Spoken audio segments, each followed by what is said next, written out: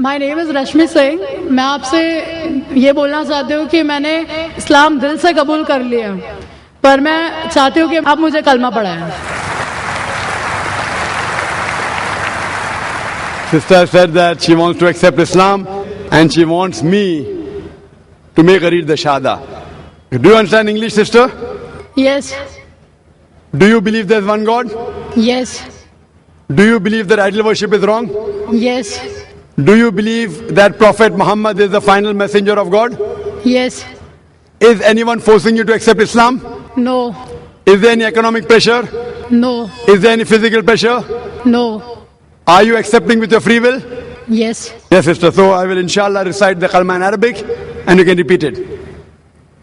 Ashhadu अशहदु Allah अल्लाह ilaha इलाहा illallah इल्लल्लाह wa ashhadu व अशहदु anna अन्ना Muhammadan Muhammadan abduhu अब्दहु wa rasuluhu.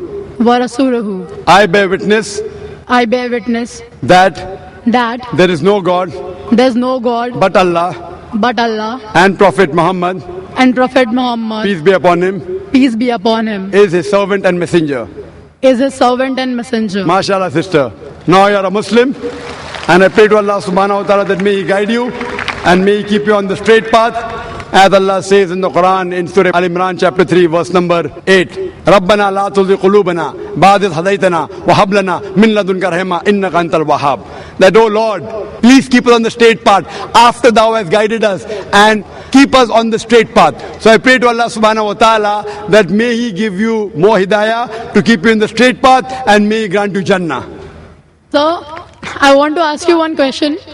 Sir, अगर मेरे घर पे मेरे पेरेंट्स को इस बारे में पता चलता है तो हाउ कैन आई मैं उनको समझाऊं कैसे कि मैं जो कर रही हूँ सही है?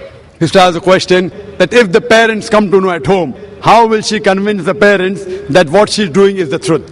Sister, first thing is that you start loving your parents more, number one. Start loving your mother and father more, obey them, respect them, follow them, unless if they tell you something against Allah and His Rasul, that's the only time you disobey. There should be a difference between what you were before and what you are now. Maybe you never used to follow many of their advice. Now, as long as what they say doesn't go against Quran and say Hadith, my request to you is, even if you don't like it, you start following. They should see a difference. This is my daughter before she was a Muslim, and now this is my daughter after she accepted Islam. If they find a change in you, they will start asking you, Arey, yesterday you weren't following me, now you're following everything what I'm saying. Immediately. Why? This is what the Quran says. This is what our beloved Prophet said, that paradise lies beneath the feet of your mother. In this way, you try and win them over. The Quran says in Surah Futila chapter number 41 verse number 34 that it is better to win over them, and it can be done with hikmah. Allah says in the Quran in Surah Nahl chapter number 16 verse number 125, Udu ila sabili rabbika bil hikmah wal maw'izatil hasana wajadil billati ahsan. Invite all to the way of thy Lord with wisdom and beautiful preaching, and argue with them and reason with them in ways that are best and most gracious. I would request you to give my DVD Similarities Between Islam and Hinduism to your parents, and inshallah it will soften their heart. And I pray to Allah subhanahu wa ta'ala that may He give hidayah to your parents also and to your family members. Thank you, sir. Yes, brother. Mic number 1 in the front. Doctor Zakir Naik sir, मैं तहे दिल से आपको नमस्ते कहता हूँ। मेरा नाम येशुदास है। तो मेरा प्रश्न इस तरह से है कि इस्लाम कितनी शादी करने का इजाजत देता है और क्यों? Brother asked the question that how many marriages are permitted in Islam and why, referring to the polygamy. मतलब मैं जानना चाहता हूँ कि कुरान के अनुसार में सही में कितना होना चाहिए और कितना नहीं होना चाहिए? According to the Quran, how many marriages can you do? As far as the woman is concerned, according to Surah Nisa, chapter number 4, verse number 20 to 24, a married woman cannot marry again, so women should have only one husband maximum. As far as the other is concerned, Quran says in Surah Nisa, chapter number 4, verse number 3, marry women for choice in 2s, 3s or 4s, but if you can't do justice, marry only one. You can marry 2, 3 or 4, but if you can't do justice, marry only one. This statement, marry only one if you can't do justice, is only given in the Quran. There is no other scripture on the face of the earth which says marry only one besides the Quran. If you read the Ramayana, if you read the Mahabharata, you can marry as many wives as you want. If you read Ramayana, the father of Ram, how many wives he had? He had more than one wife. Krishna, if you read Mahabharata, how many wives he had? 2, 4, 10, 1,000, 10,000, 16,108 wives. So when Krishna can have 16,108 wives, so why can't we Muslims have up to 4?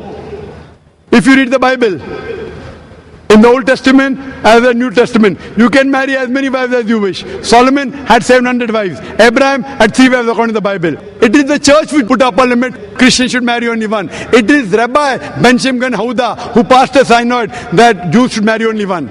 In India, it is the Indian Penal Code in 1954 which passed a law in Hindu Marriage Act which said that Hindu should marry only one. It is the Indian Penal Code, not the Hindu scripture, which says that Hindu should have only one wife. Let's analyze what are the reasons that Islam gives permission for a man to have more than one wife. Marrying more than one wife is not compulsory in Islam, it's optional. But if you marry more than one wife, you should do justice between your wives. The logical reasons we can think that Islam has given permission are that male and female are born in equal proportion. But if you ask any medical doctor, any pediatrician, he will tell you that the girl, the female child, is a stronger sex medically as compared to the male child. She can fight the germs and diseases much better than a male child. So more female children are alive as compared to male children. As life goes on, there is death due to war, due to accident, due to cigarette smoking, due to alcohol. In all these cases, more male are dying as compared to female. So today in the world, there are more females in the world as compared to males. In few third world countries like India, etc., where the female population is less than the male population because of female infanticide and female feticide. Every year in India, more than 1 million fetuses are being aborted after they identified that they are females. If this evil practice stops, even in India, the male population will become less than the female population. In New York alone, there is 1 million female more than males. In USA alone, there are 7.8 million female more than males. In UK alone, there are 4 million female more than males. In Germany alone, there are 5 million female more than males. In Russia alone, there are 9 million female more than males. And God alone knows how many millions of females are more than males throughout the world. If I agree with you that one man should only marry one woman, and suppose the market is saturated, and if your sister happens to live in America, or my sister happens to live in America, and if she happens to be one of the 7.8 million females who has not found a life partner, the only option for her is that she either marries a man who already has a wife, or she becomes public property.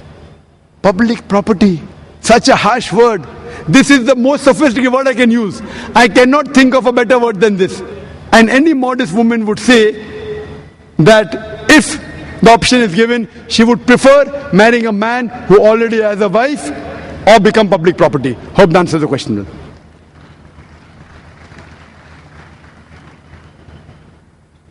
We will not allow any further questions, but the volunteers are pointing out someone. This was the last question actually, but we'll allow that Shada, and inshallah we'll carry on with the other program. Do you believe there's one God? Brother, Hello? in the first place, do you believe there's one God? क्या आप मानते हैं खुदा एक है? Hello सलाम अलैकुम। Do you believe there's one God? क्या आप मानते हैं कि खुदा एक है? एक ही गॉड करके यकीन रखता हूँ। आप मानते हैं कि अब मोहम्मद सल्लल्लाहु अलैहि वसल्लम आखिरी पैगंबर है? हाँ मानता हूँ। आप मानते हैं? मानता हूँ। आप पे कोई जबरदस्ती कर रहा है इस्लाम कबूल करने के लिए? कोई आप पे जबरदस्ती कर रहा है? नहीं, आप अपने मर्जी से कबूल करना चाहते हैं? मर्जी से कबूल। Okay, inshallah, both the brothers, inshallah, they can say the Shahada. I'll just say in Arabic, and you can repeat it, and then we can have the next session. Ashhadu अशहदु Allah Allah ilaha इलाहा illallah इल्लल्लाह wa ashhadu व अशहदु anna अन्ना Muhammadan Mohammedan abduhu अब्दुहु wa rasuluhu. व रसूलुहु। मैं गवाही देता हूँ मैं गवाही देता हूँ कि अल्लाह के अलावा अलावा कोई माबूद नहीं कोई मौजूद नहीं और मोहम्मद सल्लल्लाहु अलैहि वसल्लम उसके बंदे और पैगंबर है। माशाअल्लाह, आप मुसलमान हो चुके। अल्लाह आपको जज़ाए खैर दे और अल्लाह आपको हिदायत दे اور میں دعا کروں گا کہ اللہ آپ کو جنت نصیب فرمائے. And this ends the session and I give it to my brother to inshallah continue with the next session. میرا ایک نام رکھ دیا ہے.